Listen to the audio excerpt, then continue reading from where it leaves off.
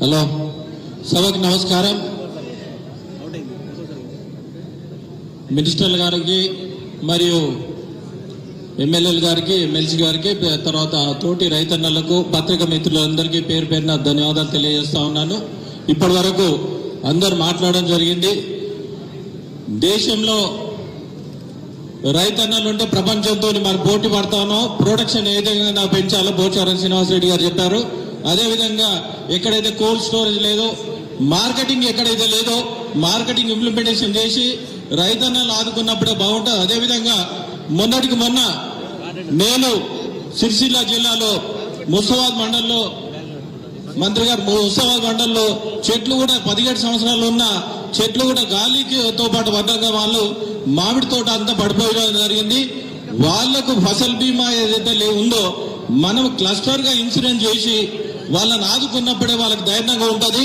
ఏ విధంగా అంటే మనము కారు ఇన్సూరెన్స్ ఏ విధంగా చేస్తారో, పంట ఎవరైతే వేస్తారో ఆ విధంగా ఇన్సూరెన్స్ కల్పించాలని మేము డిమాండ్ చేస్తా ఉన్నా. అది చేస్తే బాగుంటుందని తెలియజేస్తా ఉన్నాను. అదేవిధంగా మార్కెటింగ్ ఏదైతే వీళ్ళు పంట పండించిన తర్వాత ఆ పంటను ఏ విధంగా అమ్ముకోవాలి, ఈజీ మెథడ్ తోని మన ఫెసిలిటీ కల్పించేసి ఈ అవగాహన సదస్సు ప్రతి ఉమ్మడి జిల్లాలో పెట్టేసి వాళ్ళకు అవగాహన చేసినప్పుడే చాలా బాగుంటుందని నేను తెలియజేస్తా ఉన్నాను.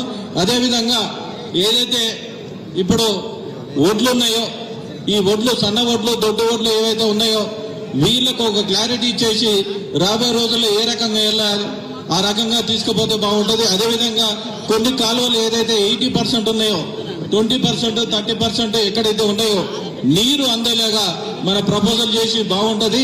అదేవిధంగా జైరాబాద్ లో ఏదైతే వర్షం నీళ్లు ఏ విధంగా గ్రౌండ్ వాటర్ డెవలప్ చేయాలో అది ఇంప్లిమెంటేషన్ చేస్తే మన రాష్ట్రం మొత్తం బాగుంటుందని తెలియజేస్తూ రాబోయే రోజుల్లో వెన్నెముక్క రైతన్ననే, రైతన్నకు ఏ విధంగా మనం ఆదుకొని ఏ విధంగా ఇంప్లిమెంటేషన్ చేసి వాళ్ళకు ధైర్యము ఇచ్చేటట్టు మనం ప్రపోజల్ చేసి ముందుకు తీసుకుపోవాలని మంత్రి గారు కోరుతూ ఈ అవకాశం పెద్దలందరికీ ధన్యవాదాలు తెలియజేస్తూ ముగించుకున్నాను. Thank you.